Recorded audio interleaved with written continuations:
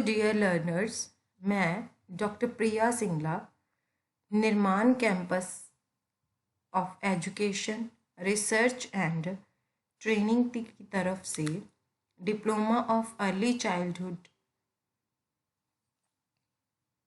Care and education के students की classes को कंडक्ट कर रही हूँ।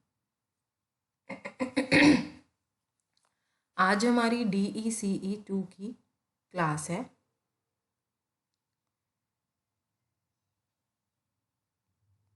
इससे पहले की जितनी भी हमारी क्लासेस हैं वो आपको निर्माण कैंपस के YouTube चैनल पर ही मिल जाएंगी।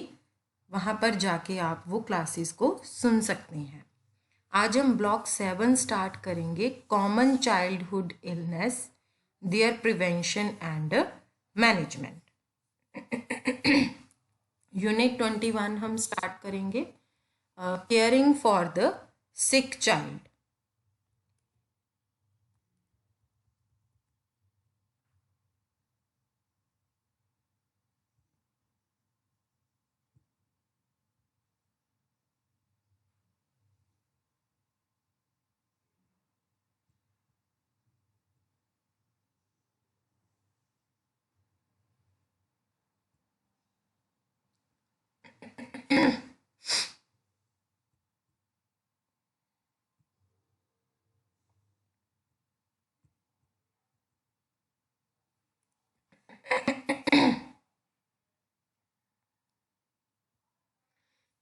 Caring for the sick child में हम सबसे पहले स्टार्ट करेंगे इंट्रोडक्शन।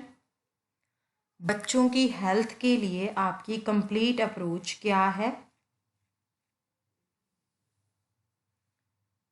सिक बच्चे को रिकॉग्नाइज करना,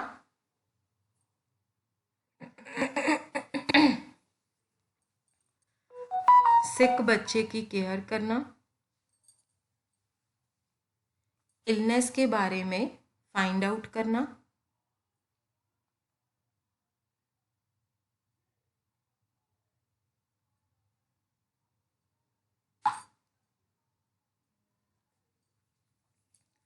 पास्ट इलनेस की क्या हिस्ट्री है,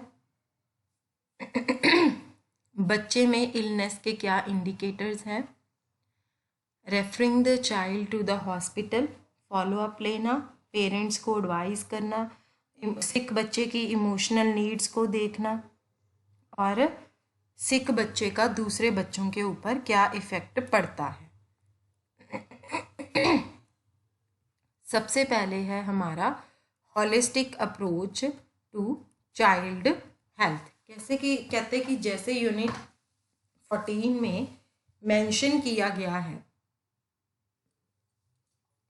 जब आप बच्चे की हेल्थ नीड्स की देखभाल करते हैं तब हमें बच्चे को पूरा ही देखना पड़ता है।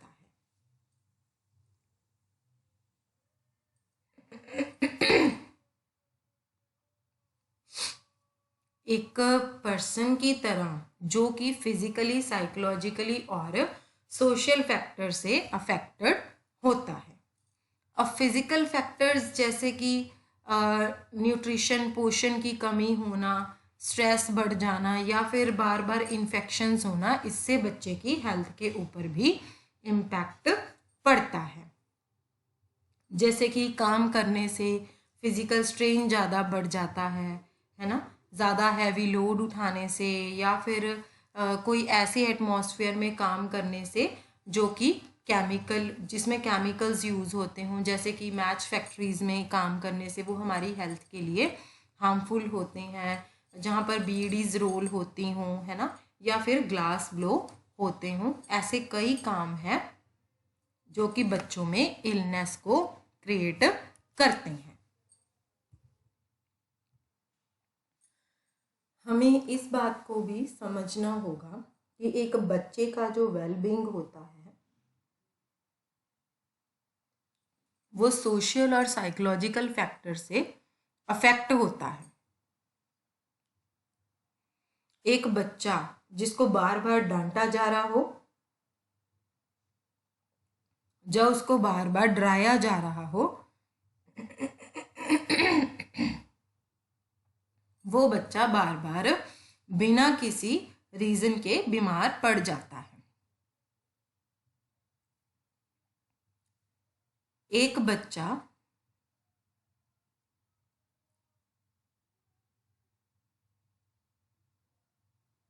जिसको जो कि उसके जो प्लेमेट्स होते हैं, जो बच्चे होते हैं, अगर उसको बार बार रिजेक्ट करें, ठीक है, या उसको अलग रखें अपने से, या फिर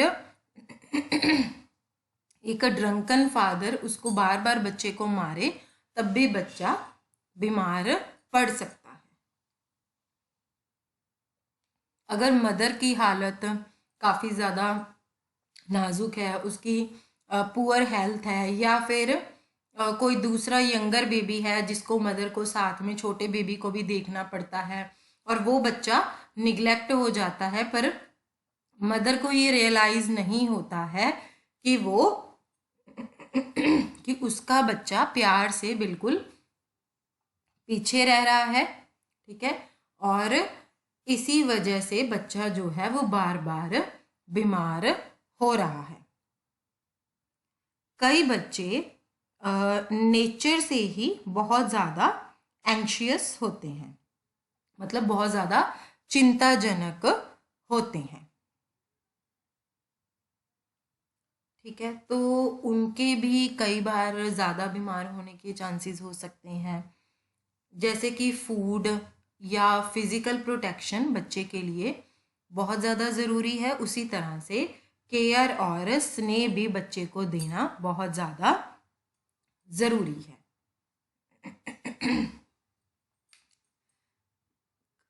न्यूट्रिशन, पोषण, खुशी और एक अच्छी सेहत, इसमें बहुत ही क्लियर कनेक्शन होता है।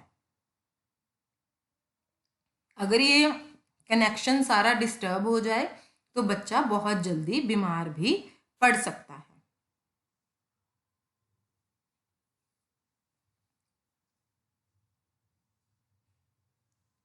ये जो हॉलिस्टिक अप्रोच होती है, मतलब ये जो कंप्लीट अप्रोच होती है हेल्थ को लेके,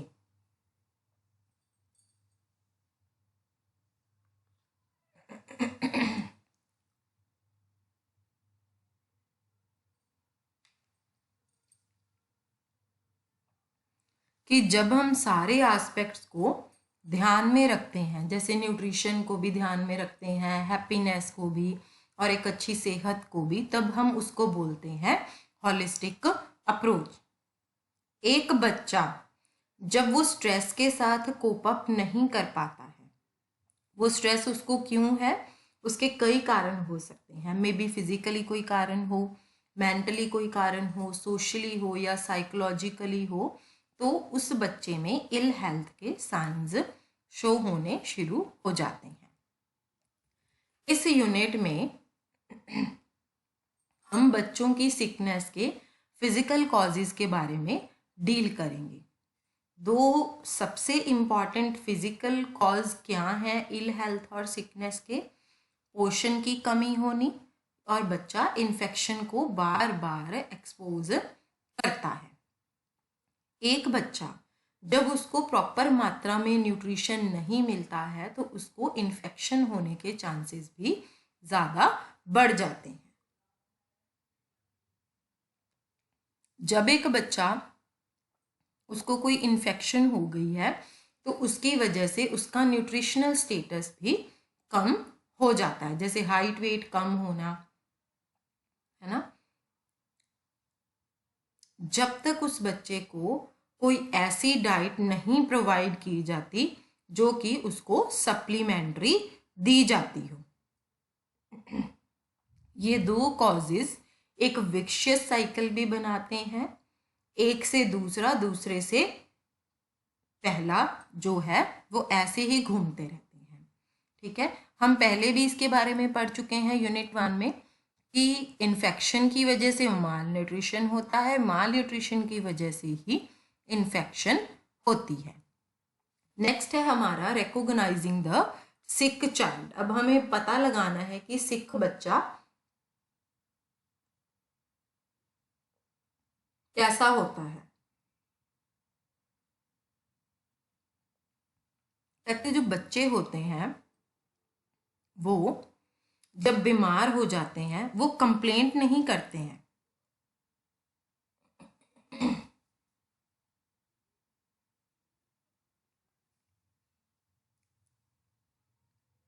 बल्कि उनका बिहेवियर चेंज हो जाता है। ठीक है, वो बिल्कुल चुप हो जाते हैं,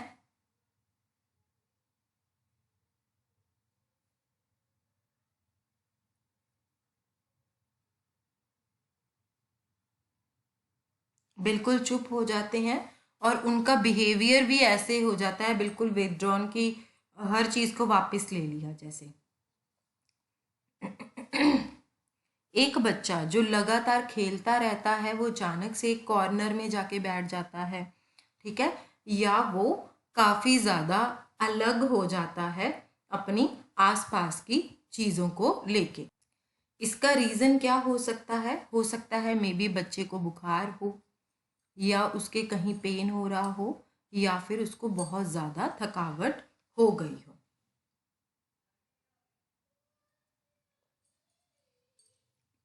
सेंटर में बच्चे की जो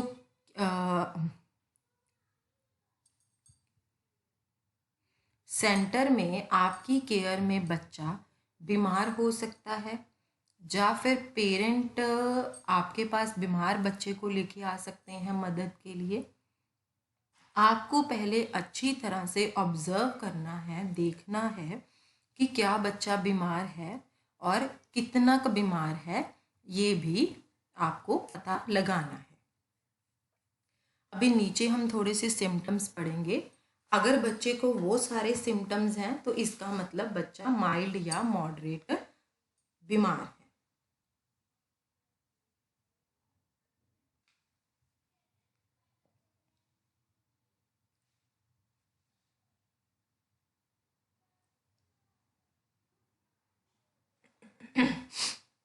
मतलब हल्का या दरमियाना सा बीमार है।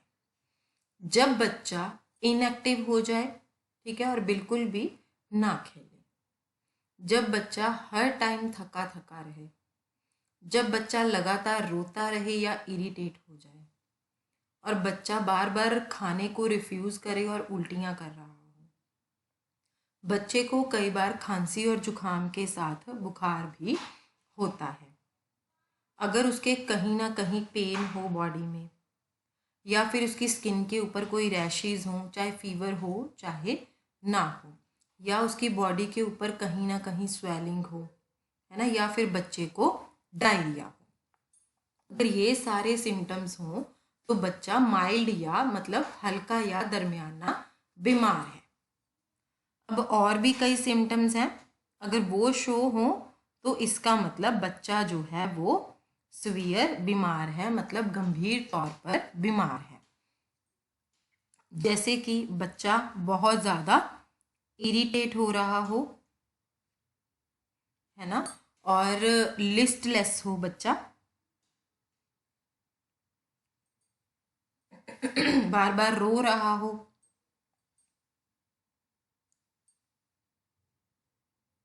है ना, और घुसर मुसर करी जा रहा हो बैठा, या फिर उसको सांस लेने में कोई प्रॉब्लम आ रही हो, बच्चे को फीवर हो और बहुत तेजी से वो सांस ले रहा हो,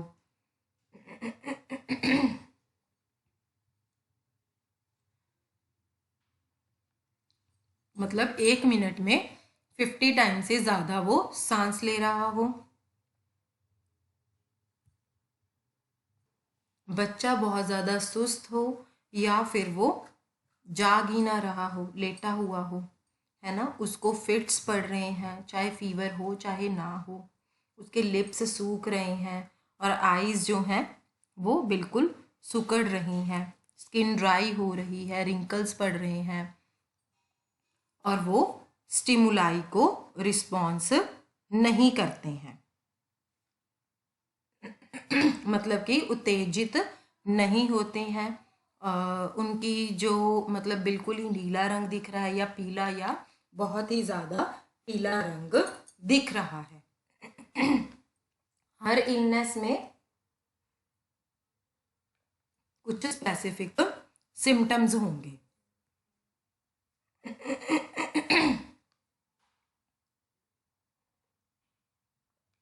जिसके बारे में हम यूनिट में आगे पढ़ेंगे। पर जो भी सिम्टम्स अब हमने ऊपर पढ़े हैं वो बहुत ही जनरल सिम्टम्स हैं, जो कि ये इंडिकेट करते हैं कि बच्चे को कुछ ना कुछ प्रॉब्लम ज़रूर है। सिक बच्चा वो होता है जो कुछ खा ना रहा हो, ना ही अच्छे से सो रहा हो और ना ही खेल रहा हो, और वो अपने आप को ऐसे समझे कि मैं बिल्कुल ही इस सूची से बाहर हूँ। नेक्स्ट है caring for the sick child. Caring for the sick child. अब बीमार बच्चे के लिए देखभाल कैसे करनी है। कहते कोई भी बच्चे की बीमारी हो, आप सबसे पहले बच्चे को कंफर्टेबल बनाइए, बच्चे के स्ट्रेस को कम करने की कोशिश कीजिए और ये इंश्योर कीजिए, ये पक्का कीजिए कि बच्चे को प्रॉपर रेस्ट जो है वो मिल रहा है। अब किसी भी बच्चे को, जो बच्चा बीमार है उसको ट्रीट करने के लिए जनरल रूल्स हैं कि बच्चे को कभी भी रूम में अकेले मत छोड़ो।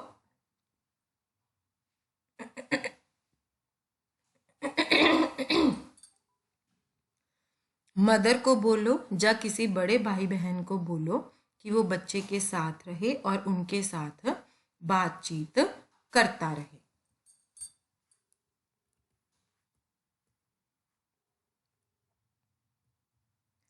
अगर बच्चा बहुत ज़्यादा बीमार नहीं है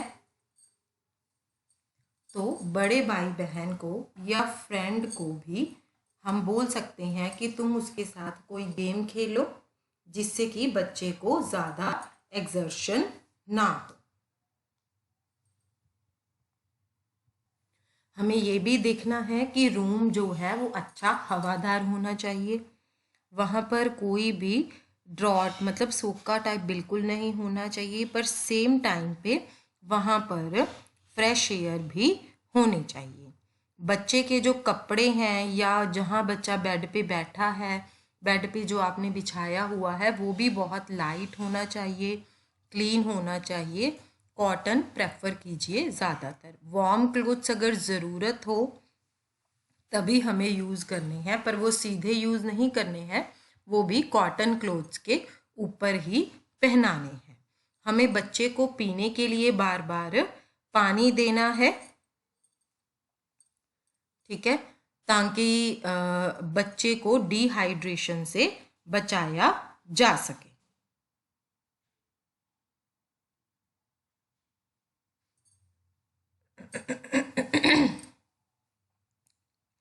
अगर बच्चे को बहुत ज़्यादा फीवर है और वो बहुत तेज़ी से सांस ले रहा है तो आप इसको डिहाइड्रेशन भी बोल सकते हो। रूम में बहुत ज़्यादा स्ट्रॉन्ग स्मेल्स जो हैं वो नहीं होनी चाहिए, ठीक है, और जो भी कोई बीमारी के सिम्टम्स दिखें उसको साथ ही साथ ट्रीट करना चाहिए। कहते कि कैसे ट्रीट करना है। अगर फीवर बहुत ज़्यादा हाई है तो सबसे पहले हमें स्पॉन्ज करके फीवर का टेम्परेचर डाउन लाना है। उसके लिए हमें क्या करना है, बच्चे के माथे के ऊपर एक वेट क्लॉथ रखना है और जब कपड़ा गर्म हो जाए उसको दोबारा कोल्ड वाटर के साथ आप गीला कर सकते हैं। ये बार बार आप कर सकते हैं जब तक कि बॉडी का टेम्परेचर डाउन ना आ जाए। अगर टेम्परेचर बहुत ज़्यादा हाई है, ठीक है, तो हमें पूरी बॉडी को भी स्पॉन्ज करना पड़ सकता है। आप पूरा गीला टॉवल भी पूरी बॉडी के ऊपर आराम आराम से रब कर सकते हैं, पर साथ में ये ध्यान रखना है कि कमरे में कोई भी ड्रॉटनेस जो है वो ना हो, ठीक है। ड्रॉट मतलब क्या है?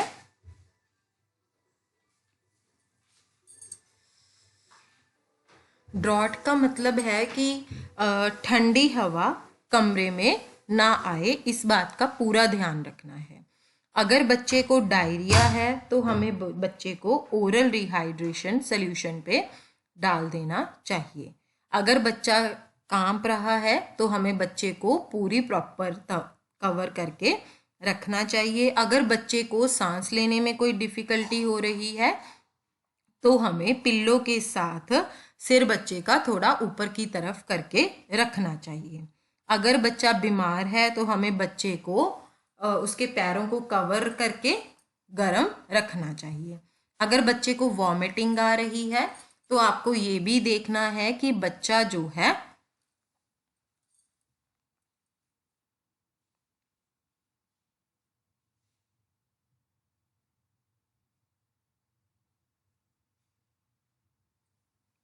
बच्चा लिक्विड्स के ऊपर घुटे ना, है ना। उसका सिर जो है वो एक साइड को टर्न करके आप उसको लिटा भी सकते हैं। अगर बच्चे को घबराहट हो रही है तो आप उसको 1 चम्मच शुगर का भी दे सकते हैं। अगर कोई जख्म है तो आप उसको प्रॉपर क्लीन करके उसकी ड्रेसिंग भी कर सकते हैं। अगर बच्चे को भूख लग रही है, ठीक है, तो हम बच्चे को आसानी से पचने वाला फूड, बहुत ही हल्का फूड भी दे सकते हैं। हमें ज़्यादा ऑयली और फ्राइड फूड्स को अवॉइड करना चाहिए। हमें बच्चे को हमेशा क्लीन रखना चाहिए। उसके मुंह को एक कॉटन के साथ, कॉटन का थोड़ा सा पीस लेके आप उसको ग्लिसरीन में डाल के भी बच्चे का मुंह साफ़ कर सकते हैं, या फिर प्लेन वाटर में भी बच्चे का मुंह साफ़ कर सकते हैं। आप उसको सिर्फ तभी मेडिकेशन दीजिए अगर आप ये श्योर हैं, पक्का है आपको कि उसको यही मेडिसिन देनी है। अगर ज़रूरत पड़े तो डॉक्टर को भी कांटेक्ट कर सकते हैं, प्राइमरी हेल्थ सेंटर को भी कांटेक्ट कर सकते हैं, लेडी हेल्थ विजिटर को, ऑक्सिलरी नर्स मिडवाइफ को और आशा वर्कर को भी कांटेक्ट कर सकते हैं। ठीक है, आप वर्सनिंग सिम्टम्स को भी देख सकते हैं कि क्या सिम्टम्स जो हैं वो बहुत ज़्यादा वर्स हैं।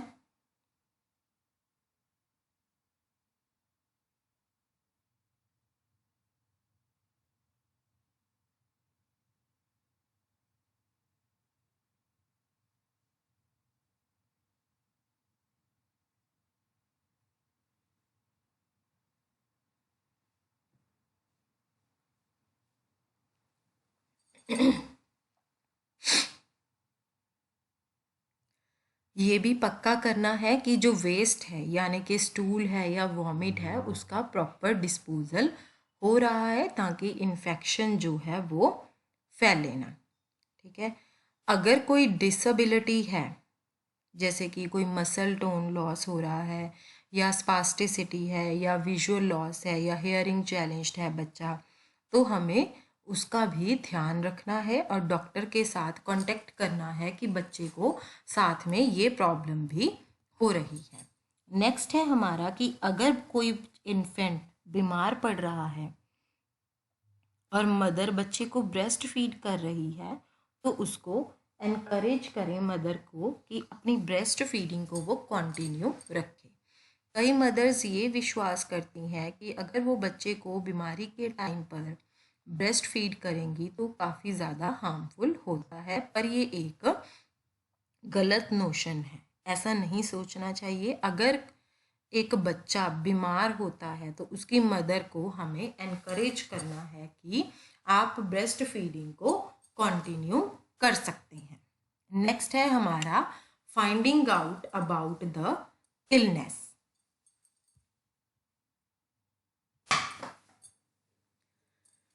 21.5 है finding out about the illness.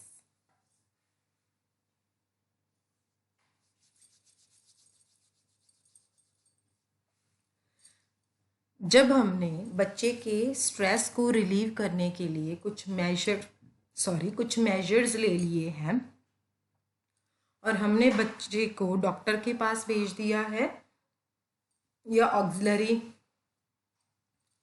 Nurse midwife के पास भेज दिया है, प्राइमरी हेल्थ सेंटर या किसी भी आशा वर्कर के पास अगर हमने उनको भेज दिया है, अगर आप फील करते हैं कि उनको इसकी ज़रूरत है तो ज़रूर भेजना चाहिए। उनकी मदर से, पेरेंट से बात कर सकते हैं कि आप बच्चे की बीमारी के बारे में फाइंड आउट करिए। इससे आपको भी मदद मिलेगी ताकि आप उनको एक डॉक्टर को एक्यूरेट पिक्चर दे सकें कि बच्चे को एक्चुअल में हुआ क्या है। अगर बीमारी बहुत माइनर है और मेडिकल ट्रीटमेंट की ज़रूरत नहीं है तो आप ये जानने की कोशिश करें कि बीमारी आई कैसी है। तो अगर आपको ये पता चल जाएगा तो आप मदर को बेटर एडवाइस कर सकते हैं। आप मदर को सुनिए क्योंकि उसको ज़रूर पता होगा कि उसका बच्चा, जब उसका बच्चा बीमार होता है, कि बच्चा कैसे बीमार हुआ और क्यों बीमार हुआ। ये फाइंड आउट करना कि अगर बीमारी अचानक से हुई है, एक्यूट है, ठीक है, या फिर क्या बीमारी जो है वो लगातार आ रही है, ठीक है, क्या शुरू में जो बीमारी थी वो बहुत हल्की थी, है ना। अगर बीमारी अचानक से आई है तो ये इंडिकेट करता है कि बच्चा वैसे तो हेल्दी है, ठीक है, पर किसी ना किसी चीज़ की इन्फेक्शन की वजह से बच्चा बीमार हो गया। अगर बच्चा लगातार बीमार होता है तो ये इंडिकेट करता है कि बच्चे की कंडीशन काफ़ी टाइम से ठीक नहीं है। इल हेल्थ वर्कर को भी इल हेल्थ के जो सिम्टम्स हैं वो भी कई बार नहीं पता चलते हैं। अब इलनेस की एग्जाम्पल जो कि लगातार हमें काफ़ी टाइम से ये दिखाती है कि बच्चे को वॉर्म इन्फेस्टेशन है, ठीक है, पेट में कीड़े हैं, या उनको ट्यूबरक्लोसिस भी हो सकता है। अब बीमारी की जो सीवियरनेस है, मतलब जो गंभीरता है, वो इस बात पे डिपेंड करती है कि बच्चा कितने टाइम से बीमार है और कितने टाइम तक बीमार रहा है। जैसे कि हम अब एग्जांपल लेते हैं यहाँ पे एक, जैसे हम डायरिया के केस में देखें, अगर हम उसको जल्दी ट्रीट नहीं करेंगे, प्रॉपरली ट्रीट नहीं करेंगे तो कंडीशन जो है वो काफ़ी लंबी चली जाती है। फिर वो डिहाइड्रेशन भी हो जाएगी और कंडीशन जो है वो और भी सीरियस हो जाएगी। इसीलिए हमें उसकी इलनेस की हिस्ट्री लेनी है कि प्रेजेंटली बच्चा क्यों बीमार है, क्या पीछे भी बच्चा बीमार रहा है, ये सारी हिस्ट्री लेनी बहुत ज़्यादा ज़रूरी है। तो उसके लिए हमें क्या क्या क्वेश्चन पूछने हैं उनको कि सबसे बड़ी कंप्लेंट क्या है।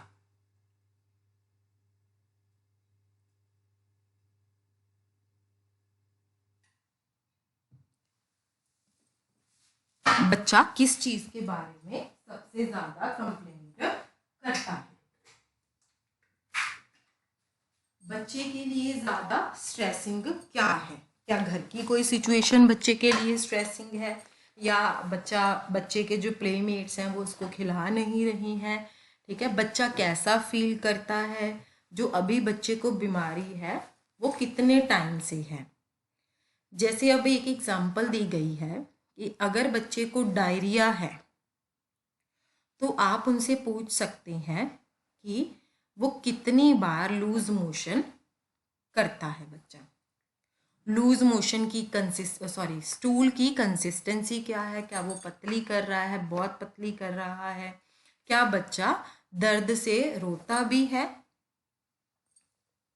ठीक है, क्या उसका डायरिया जो है वो और ज़्यादा खराब हो रहा है।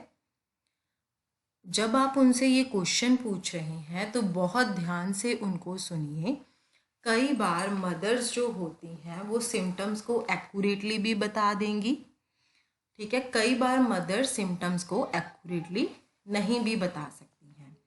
फिर आप उनको क्वेश्चंस पूछ सकते हैं कि बच्चा कौन से सिम्टम्स दिखा रहा है। जैसे कि अब डायरिया की ही हम बात करें, क्या बच्चे को वॉमिटिंग हो रही है या फीवर भी हो रहा है साथ में, क्या बच्चा अपने स्टूल में कोई ब्लड या म्यूकस भी पास कर रहा है। इससे आपको ये इंडिकेट हो जाएगा कि बच्चे की जो कंडीशन है वो हल्की है या दरमियानी है या गंभीर है। डिहाइड्रेशन क्या है? डायरिया में बहुत ज़्यादा इम्पॉर्टेंट खतरा है। ठीक है, अगर हम डायरिया का इलाज नहीं करेंगे, बच्चा बार बार वॉमिट कर रहा है, स्टूल कर रहा है पास, तो उसके शरीर में पानी की कमी हो जाएगी। पानी की कमी हो जाएगी तो डिहाइड्रेशन हो जाएगी। अगर बच्चा डिहाइड्रेटेड है तो हमें जल्दी से जल्दी उसको ओरल रिहाइड्रेशन सल्यूशन देना चाहिए। डायरिया की कंडीशन में भी आप ओरल रिहाइड्रेशन उनको सजेस्ट कर सकते हैं। ठीक है, अगर डायरिया की कंडीशन में ही वो ओरल रिहाइड्रेशन सॉल्यूशन दे देंगे तो क्या होगा कि डिहाइड्रेशन तक कंडीशन जो है वो पहुंचेगी ही नहीं। अगर बच्चे को बहुत ज़्यादा तेज बुखार है, ठीक है, तो हो सकता है कि बच्चे को फिट्स भी पड़ते हों। इसको हम फेब्राइल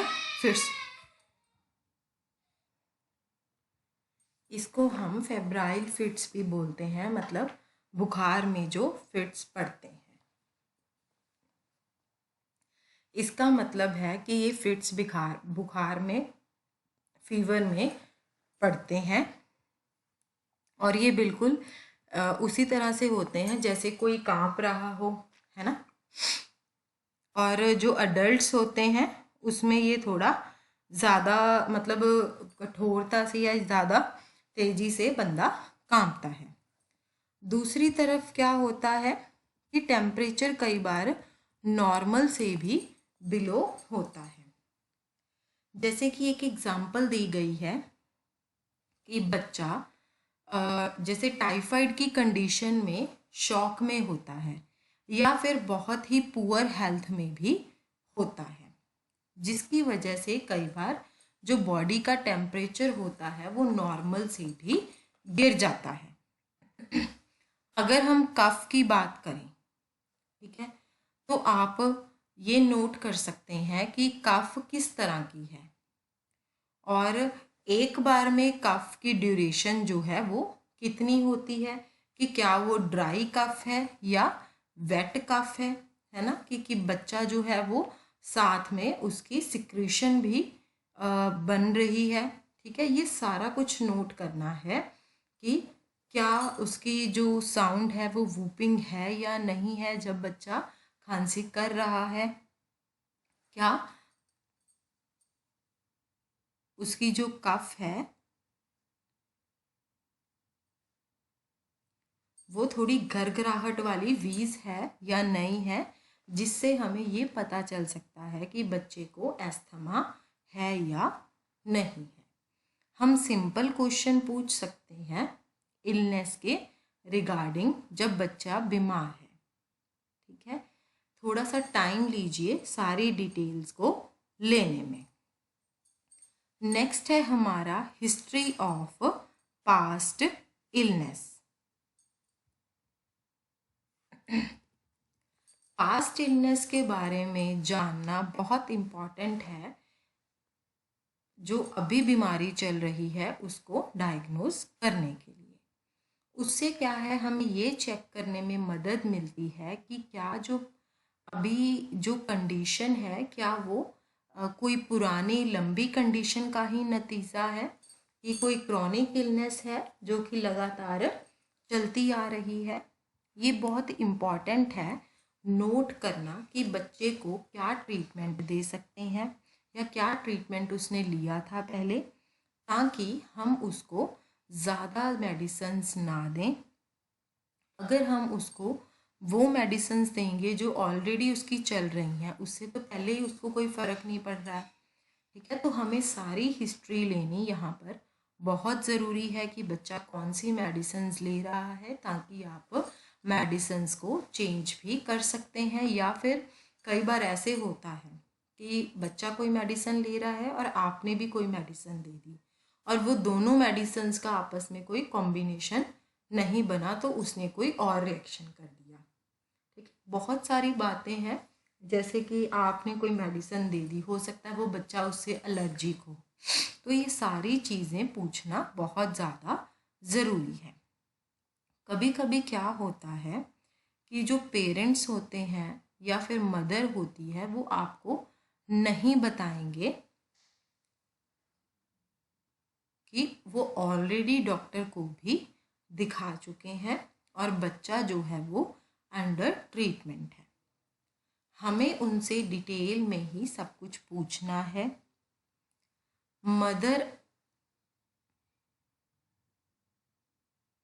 कई बार मदर अगर सोचती है, उसको लगता है कि ये चीज़ इम्पॉर्टेंट नहीं है, ठीक है, तो वो हमें नहीं बताती है।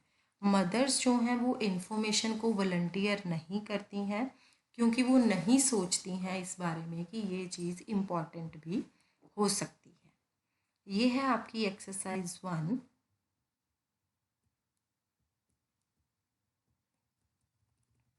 इसके बाद है नेक्स्ट हमारा 21.7 मेकिंग द हेल्थ कार्ड। हम ऑलरेडी पढ़ चुके हैं इसके बारे में कि हमें यूनिट 14 में हमने पढ़ा था कि बच्चे की हेल्थ का कार्ड हम कैसे बनाएं। उसका टाइटल होता है health care of the child. अगर बच्चा आपका सेंटर अटेंड कर रहा है, फिर उसका जो हेल्थ कार्ड है वो ऑलरेडी आपने बनाया होगा, ठीक है। इसको दोबारा देखने के लिए हमें उसके हेल्थ कार्ड के ऊपर थोड़ी सी एंट्रीज जो हैं वो करनी होंगी। अब वो कौन कौन सी एंट्रीज हैं, ये देखना होगा कि कार्ड के ऊपर बच्चे का सही नाम है, माता पिता का बिल्कुल सही नाम है, मेल और फीमेल जो है सेक्स सही लिखा हुआ है, बच्चे की डेट ऑफ बर्थ सही लिखी हुई है, एड्रेस सही लिखा हुआ है, फ़ोन नंबर सही लिखा हुआ है, या कोई और तरीका भी है अगर हम फैमिली को कांटेक्ट कर सकते हैं। और क्या क्या चीज़ें देखनी है कि हेल्थ कार्ड के ऊपर क्या बच्चे की कोई पुरानी इलनेस की डिटेल्स लिखी हुई हैं, बच्चे की इम्यूनाइजेशन की कोई हिस्ट्री हो या कोई मेडिसिन चल रही हो बच्चे की या पहले दी हो, उसकी कोई हिस्ट्री उसमें लिखी हुई है। जो डेट ऑफ बर्थ है वो कम से कम आसपास के मंथ और डेट की लिखी होनी चाहिए। आप इंडियन कैलेंडर के साथ फैमिलियर होने चाहिए, जो इंडियन कैलेंडर में मंथ्स होते हैं, क्योंकि बहुत बार ऐसे होता है कि पेरेंट्स आपको इंडियन मंथ में ही डेट ऑफ बर्थ बताएंगे, या फिर आप याद रखेंगे कि बच्चे की बर्थ डेट किसी इवेंट से रिलेट करती है या किसी फेस्टिवल से रिलेट करती है ना।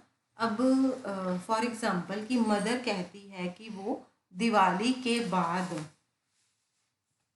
पिछले साल दिवाली के बाद वो पैदा हुआ था, तो आप जो है अप्रॉक्सीमेटली डेट जान पाएंगे। नेक्स्ट है हमारा indicators of the illness in the child.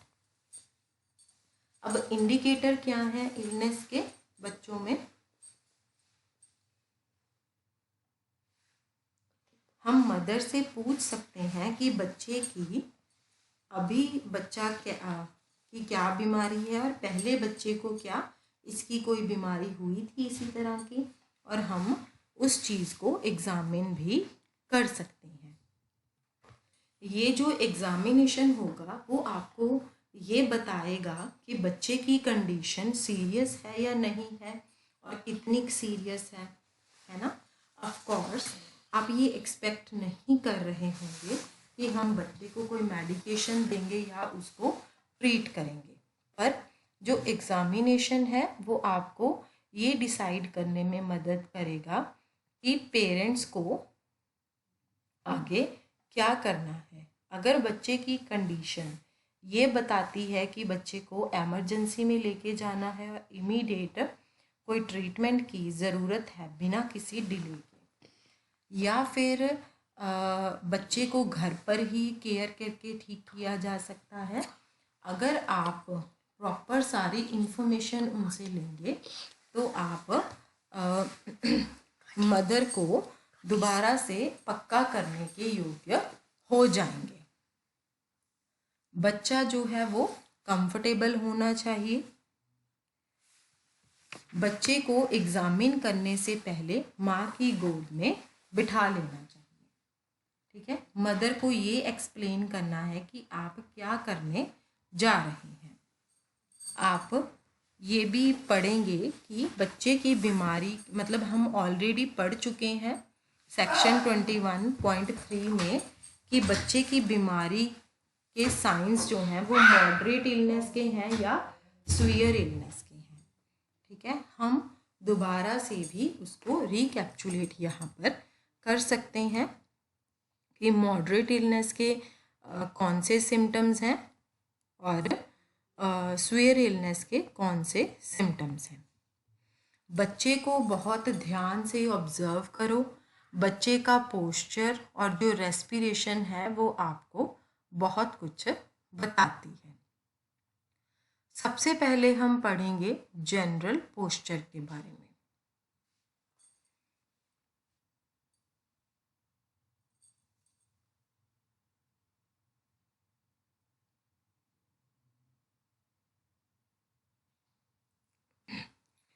बच्चा कई बार लंगड़ा भी हो सकता है, बहुत लंगड़ा हो सकता है, लिम्प हो सकता है और बहुत सख्त भी हो सकता है।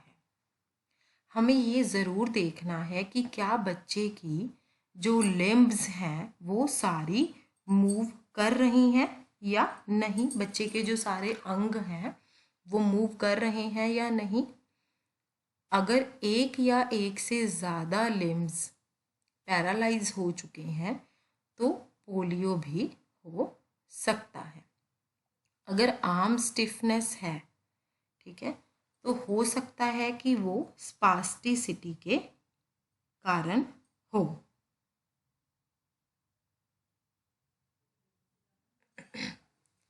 टेटनस में क्या होता है कि बच्चा थोड़ा पीछे की तरफ झुक जाता है, ऐसे पीछे की तरफ मुड़ के झुक जाता है और बॉडी स्टिफ सख्त हो जाएगी।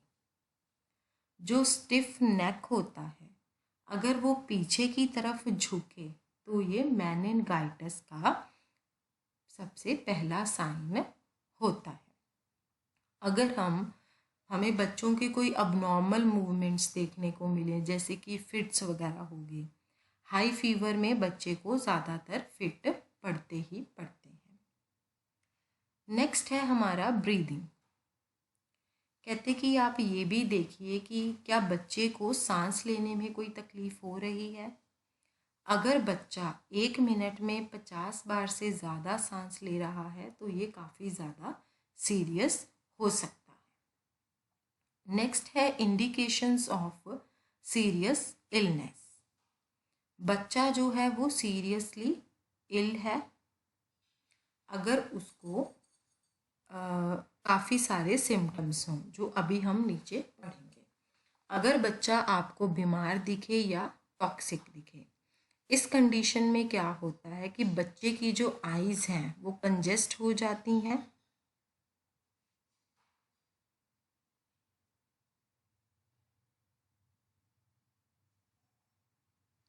है ना, मतलब भीड़ वाली हो जाती हैं, और फेस जो है वो फ्लश्ड हो जाता है, टंग जो है वो कोटेड लगती है और रेस्पिरेशन जो है वो बहुत तेज हो जाती है। बच्चा बहुत ज़्यादा सिर दुखने की कंप्लेंट करता है। बच्चा ठंडा है,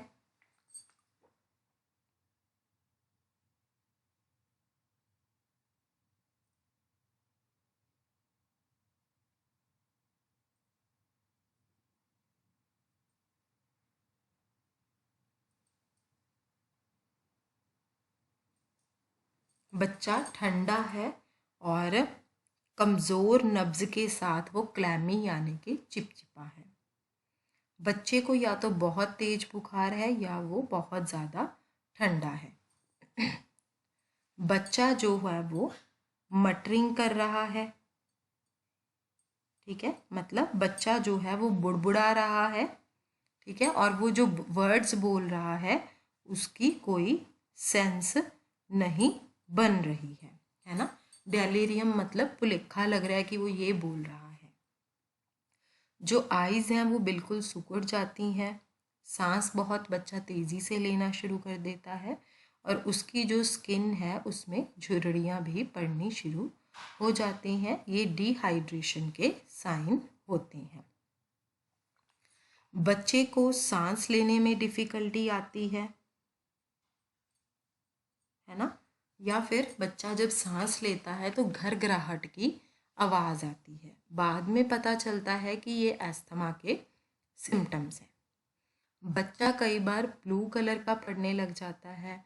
वो इसीलिए हो जाता है ऐसे क्योंकि उसके हार्ट में या कोई प्रॉब्लम होती है या लंग्स में कोई प्रॉब्लम होती है, या फिर जैसे डिप्थीरिया में क्या होता है कि हवा को पास होने में प्रॉब्लम होती है, मतलब हवा पास होने में ब्लॉकेज के कारण हवा पास होने में प्रॉब्लम होती है। इसकी वजह से ही लंग प्रॉब्लम होती है। कई बार जो नेक होता है, हमारी गर्दन होती है, वो बहुत ज़्यादा स्टिफ हो जाती है, जकड़ जाती है या पेनफुल हो जाती है। ये यूजुअली मेनिनगाइटिस का सिम्टम है, जो कि एक बहुत ही सीरियस इलनेस है। अगर हमारे अंगों की पैरालाइसिस लगातार रहे और फिट्स लगातार रहे तो भी ये इसका एक इंडिकेटर होता है। 1 मिनट में अगर बच्चा 50 बार से ज़्यादा सांस ले तो ये भी एक सिम्टम होता है।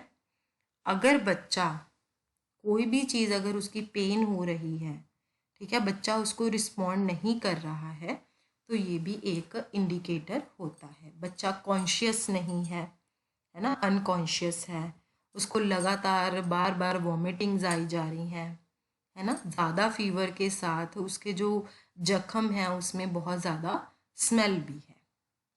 अभी हमने जितने ये सारे केसेस पढ़े हैं, अगर ऐसा कुछ दिखाई देता है ना, तो हमें हॉस्पिटल इमीडिएटली रेफर करना चाहिए।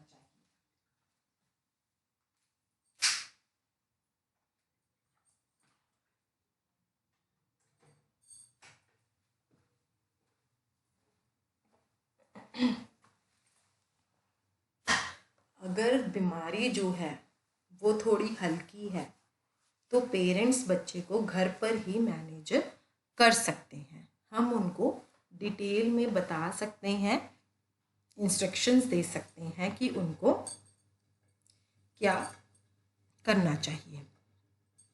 जैसे कि फ्लूइड्स लेनी चाहिए ज़्यादा, है ना, फूड इनटेक अच्छा होना चाहिए उनका, और वेंटिलेशन हो प्रॉपर, या फिर मेडिकेशंस भी हम दे सकते हैं। उनको डॉक्टर को कंसल्ट करने के बाद या किसी भी प्राइमरी हेल्थ सेंटर को कंसल्ट करने के बाद ही मेडिकेशन लेनी चाहिए।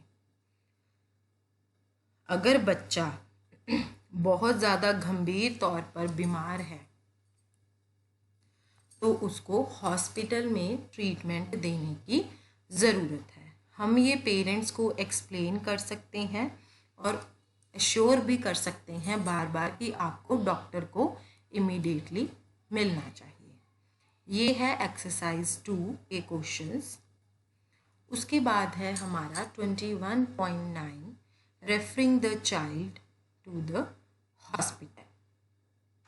इससे पहले कि आप बच्चे को हॉस्पिटल रेफ़र करें, आपको पेरेंट्स के साथ डिटेल में बात करने की ज़रूरत होती है।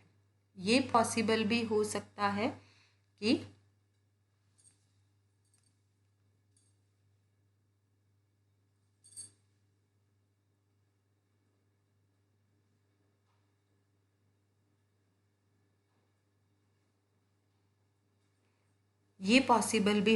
है कि एप्रीहेंशंस हों बच्चे को हॉस्पिटल में एडमिट करने के बारे में।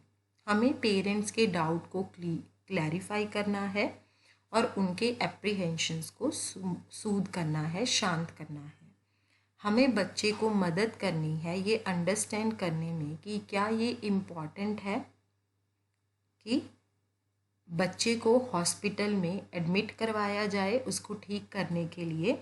चलिए आइए अब हम इसके बारे में जान लेते हैं एक बार कि अगर इसका अप्रॉक्सीमेट खर्चा क्या आएगा अगर वो ऐसा करेंगे।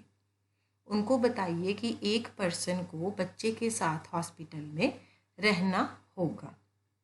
और भी एस्पेक्ट्स हैं जो कि हम कंसीडर करेंगे और पेरेंट्स के साथ डिस्कस करने बहुत ज़रूरी है बच्चे को हॉस्पिटल रेफ़र करने से पहले। अब वो कौन कौन से एस्पेक्ट हैं?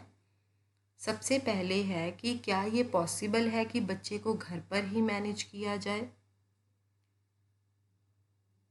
क्या पेरेंट्स बच्चे को हॉस्पिटल लेकर जाएंगे? क्या मदर और पेरेंट जो हैं वो हॉस्पिटल के साथ बात कर सकते हैं?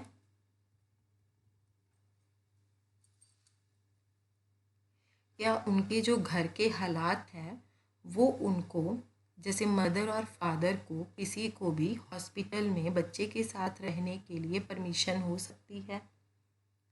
क्या पेरेंट्स के पास ट्रांसपोर्ट फैसिलिटी है? क्या वो ट्रांसपोर्ट की कॉस्ट को अफोर्ड कर सकते हैं? क्या पेरेंट्स को हॉस्पिटल सिस्टम के ऊपर भरोसा है? अगर किसी लेबॉर्ट्री टेस्ट के लिए रेफ़र किया जाता है, क्या हम उनको बीमारी के बारे में ज़्यादा बताएंगे जो कि उनको ऑलरेडी पता है, उससे ज़्यादा हम उसके बारे में उनको बताएंगे? पेरेंट्स को क्या करना चाहिए? सबसे पहले ये फाइंड आउट करना बहुत ज़रूरी है कि क्या पेरेंट्स अफोर्ड कर सकते हैं, मतलब उनके पास इतना टाइम होता है कि वो बच्चे के साथ हॉस्पिटल में रुक सकें, या उनके पास इतने पैसे हैं कि वो हॉस्पिटल का खर्चा और ट्रांसपोर्ट का खर्चा उठा सकें। कई बार पेरेंट्स आपके सामने तो मान जाते हैं कि हम जाएंगे हॉस्पिटल में, पर वो बच्चे को हॉस्पिटल नहीं लेके जाते हैं क्योंकि हॉस्पिटल में बच्चे के साथ रहने के लिए कोई होता ही नहीं है। इसीलिए आप उनको हॉस्पिटल रेफ़र करने से पहले ये पक्का कर लें कि क्या उन्होंने सच में आपको सारी इन्फॉर्मेशन दे दी है। हमें बच्चे को कब हॉस्पिटल में रेफ़र करना है, कौन कौन सी सिचुएशंस में हमें बच्चे को हॉस्पिटल रेफ़र करना है? जब बच्चा बहुत ज़्यादा बीमार हो, गंभीर तौर पर बीमार हो, जब बच्चे की कंडीशन बहुत ज़्यादा वर्स होती जा रही है,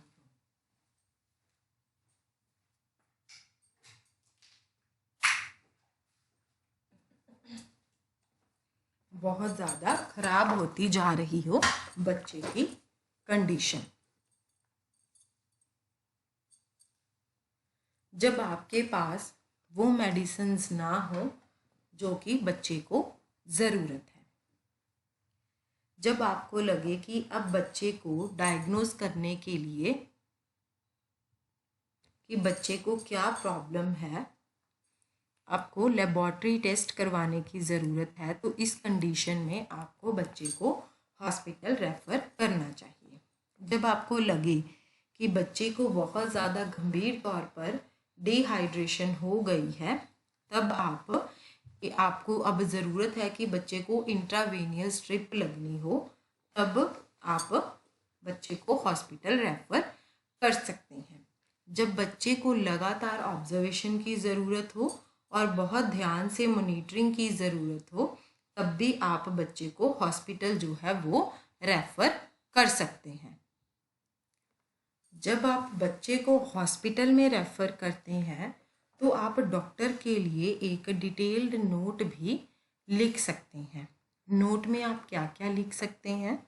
जैसे कि आप डॉक्टर को नोट एड्रेस कर सकते हैं, बच्चे का नाम, फादर का नाम और एड्रेस बिल्कुल क्लियरली लिख सकते हैं।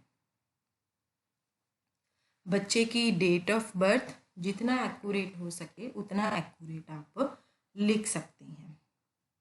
बच्चे की बीमारी की हिस्ट्री को ब्रीफली डिस्क्राइब कर सकते हैं। बच्चे की फैमिली हिस्ट्री है अगर कोई, वो भी लिख सकते हैं। अगर कोई पास्ट हिस्ट्री है तो उसके बारे में भी लिख सकते हैं।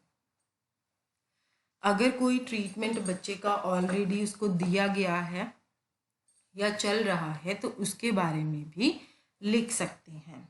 अगर कोई डायग्नोसिस है आपके पास तो आप वो भी लिख सकते हैं। ठीक है। अगर कोई सोशल सपोर्ट सिस्टम अवेलेबल है तो वो भी आप लिख सकते हैं। मतलब कि अगर कोई इनिशियल ट्रीटमेंट दिया गया है, ठीक है। चाहे वो घर पर उन्होंने फॉलो किया या सेंटर पर किया, वो सारा आपने लिखना है। ये भी साथ में इंडिकेट करना है कि क्या पेरेंट्स जो हैं वो अफोर्ड कर सकते हैं खर्चा या नहीं। आप डॉक्टर को एक डिटेल्ड नोट भेज सकते हैं जब आप हॉस्पिटल उनको रेफर करेंगे। जब आप बच्चे को हॉस्पिटल लेके गए, ठीक है, तब आप डॉक्टर को थोड़े से टेस्ट के बारे में पूछ सकते हैं।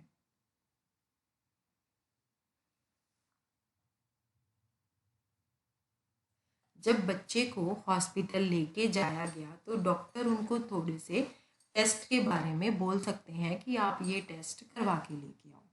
आप मदर को ये एक्सप्लेन कर सकते हैं कि आम तौर पर यूरिन, स्टूल और ब्लड का टेस्ट जो है वो डॉक्टर करवा सकते हैं।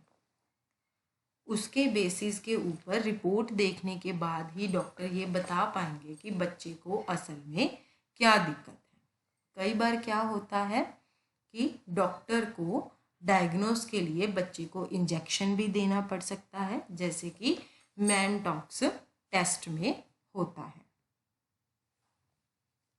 आपको ये पक्का करना है मदर को कि ये जो प्रोसीजर्स होते हैं ये हार्मफुल नहीं होते हैं। मैनटॉक्स टेस्ट क्या होता है? ये ट्यूबरक्लोसिस वगैरह के लिए यूज होता है। उसके बाद है हमारा फॉलोअप।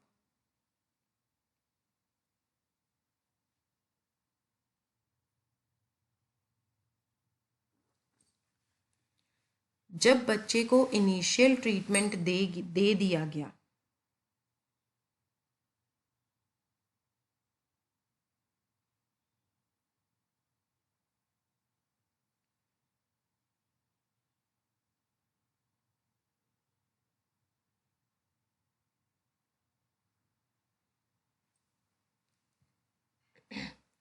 जब बच्चे को इनिशियल ट्रीटमेंट दे दिया गया तब उसके बाद ये बहुत इम्पॉर्टेंट है कि बच्चे की प्रोग्रेस को भी फॉलोअप लिया जाए कि अब बच्चे की इलनेस में क्या कोई फ़र्क पड़ा है ना। फॉलोअप लेना भी बहुत ज़रूरी है कि क्या ट्रीटमेंट दिया गया था और उसके बाद की जो भी इंस्ट्रक्शंस होंगी वो भी।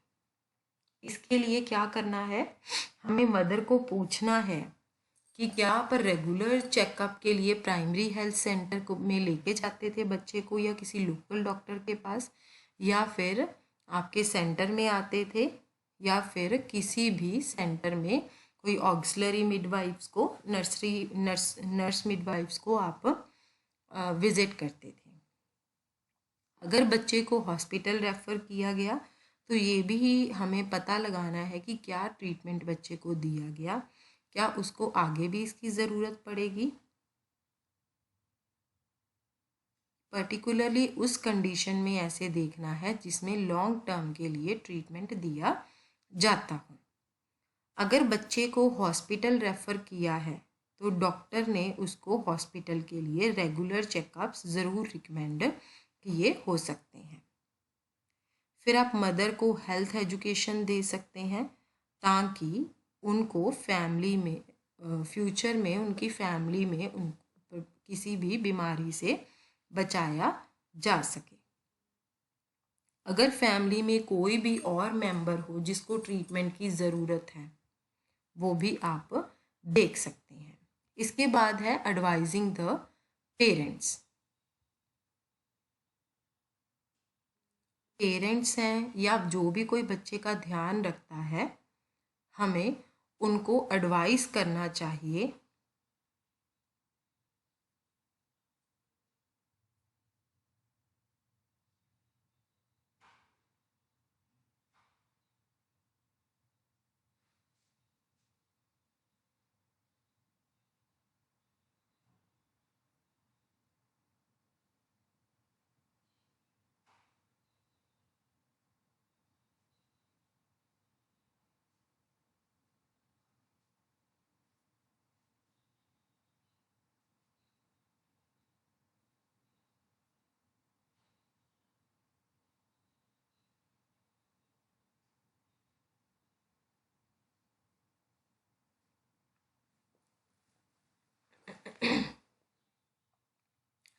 पेरेंट्स और जो केयर गिवर हैं, हमें उनको एडवाइस करनी है कि आप बीमार बच्चे की प्रॉपर केयर कैसे करें।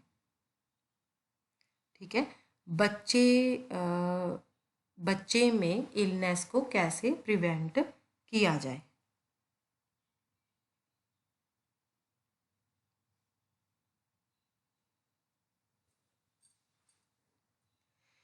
पेरेंट्स से बात करने के बाद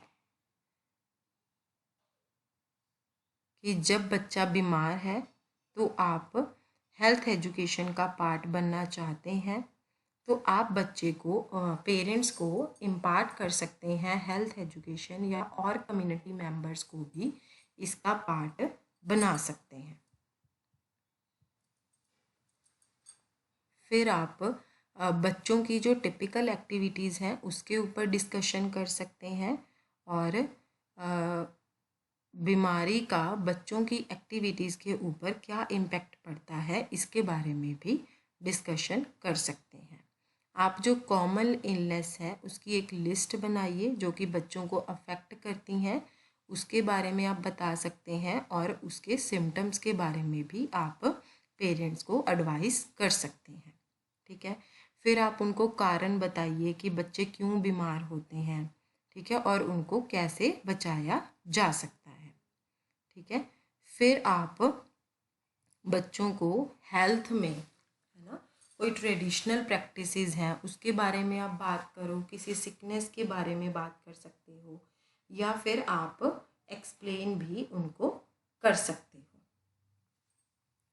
आप कोई भी, अगर उनके दिमाग में कई बार कोई सुपरस्टिशंस होती हैं उसके बारे में डिस्कस करो, स्पेशली इन्फेक्शियस डिजीज़ के केस में, और पेरेंट्स को कन्विंस करने की कोशिश करो कि प्रॉपर ट्रीटमेंट की कितनी ज़्यादा इम्पॉर्टेंस होती है।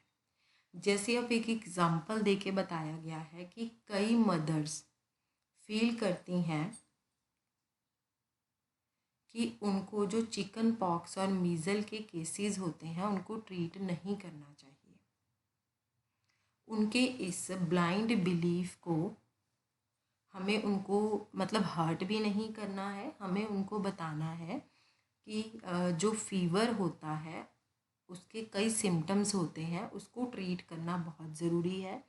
जो डिहाइड्रेशन होती है वो वायरस के साथ कभी भी इंटरफेयर नहीं करती है, इसीलिए इसको ट्रीट करना बहुत ज़रूरी होता है। नेक्स्ट है हमारा emotional needs of the sick child.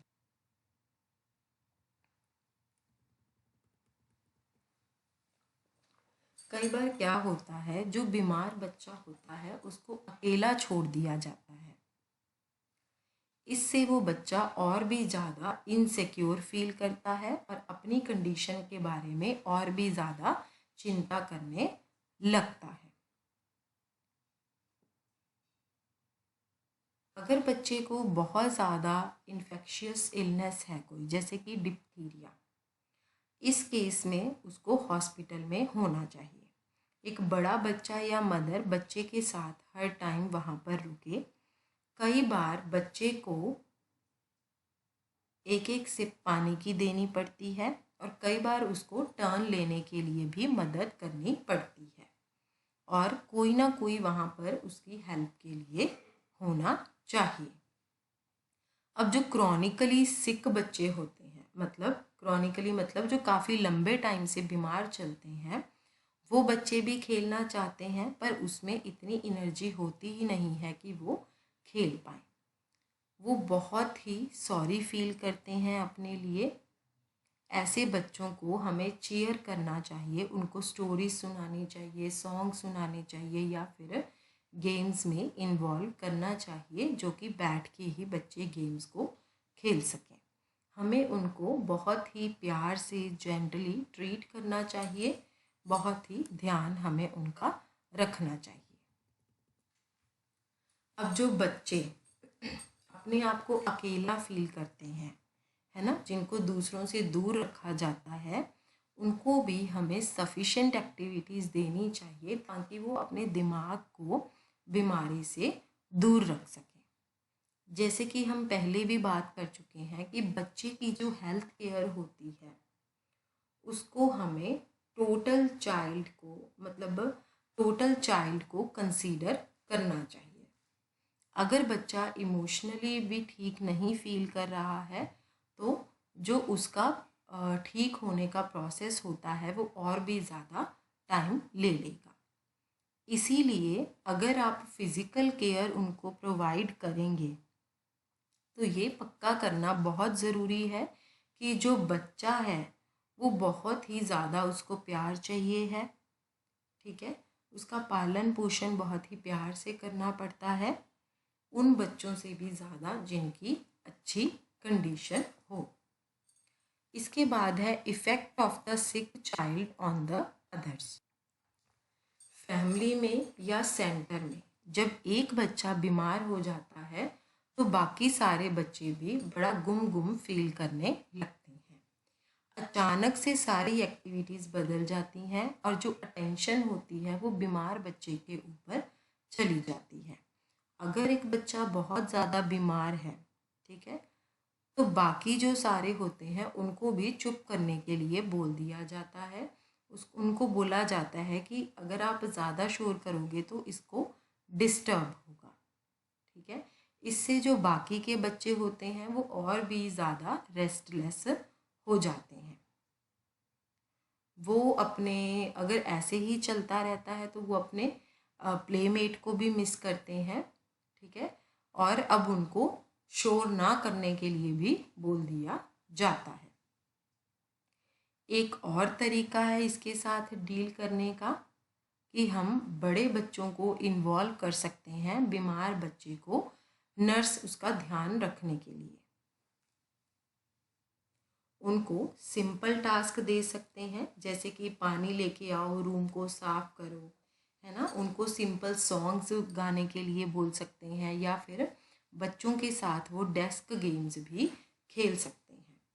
अब जो बड़े बच्चे होते हैं हमें उनको बीमारी के बारे में बताना चाहिए और गाइडलाइंस भी देनी चाहिए कि कैसे वो अपने आप को सेम इन्फेक्शन होने से बचा सकते हैं।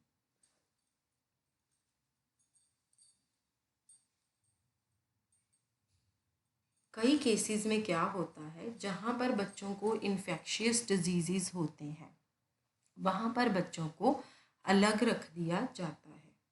पेरेंट्स और बाकी बच्चों को भी ऐसे ही बोला जाता है कि उसके पास किसी ने नहीं जाना। उनको बहुत ही क्लियरली समझना होता है कि हमें उनके पास नहीं जाना है, सिक चाइल्ड के पास, नहीं तो जो इन्फेक्शन है वो फैल जाएगी। अगर बच्चा जो है उसको सेंटर में भी नहीं लाया जा रहा है तो पेरेंट्स को ये बताना पड़ेगा कि सेंटर में उसको क्यों नहीं लाने दिया जा रहा है। कई इन्फेक्शियस डिजीज़ जैसे कि measles, mumps, chicken pox, rubella जो है वो एक टाइम डिजीज़ होते हैं, मतलब कि लाइफ टाइम में एक बार ही होते हैं। और ये बेटर होता है बच्चों के लिए कि अगर उनको ये डिजीज़ हो जबकि वो छोटे हैं,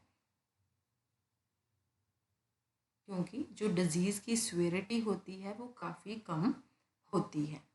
जैसे जैसे इंसान बड़ा होता है डिजीज़ के साथ कोप अप करना और भी ज़्यादा डिफ़िकल्ट हो जाता है। बच्चे को किन केसेस में हमें थोड़ा अलग करके रखना चाहिए? अगर बच्चे को बहुत ज़्यादा इन्फेक्शियस डिजीज़ है, कोई माल नरिश्ड बच्चे जो होते हैं वो बच्चे ज़्यादातर इन इन्फेक्शंस को जल्दी कैच कर लेते हैं, ठीक है, तो उन बच्चों को ही हमें प्रोटेक्ट करना होता है। वो इसलिए क्योंकि अगर उन बच्चों को इन्फेक्शन हो गई तो उनकी इन्फेक्शन की जो फॉर्म है वो काफ़ी गंभीर हो जाती है। कौन कौन सी डिजीज़ हो सकते हैं, जैसे कि measles, mumps, rubella, whooping cough और डिप्थीरिया। अगर बच्चे को डिप्थीरिया की गंभीर बीमारी है या ट्यूबरक्लोसिस है या कोई रेस्पिरेटरी इन्फेक्शन है तो जब बच्चा खांसी करता है तो वो इन्फेक्शन दूसरों को भी फैल सकती है। इसीलिए इस केस में बीमार बच्चे को अलग रहना चाहिए। अगर बच्चा बहुत ज़्यादा बीमार है तो उसको थोड़ी सी शांति और चुप रहने की भी ज़रूरत होती है। ये है हमारी एक्सरसाइज 3 समरी पूरे चैप्टर की। उसके बाद ग्लॉसरी और जितनी भी एक्सरसाइज आई थी बीच में उनके ये सबके आंसर्स हैं। ठीक है, इसके बाद है हमारी यूनिट 22। ये हम अपनी नेक्स्ट क्लास में करेंगे, some disorders of the elementary system. आज की क्लास हम यहीं पर ख़त्म कर देते हैं। Thank you dear learners.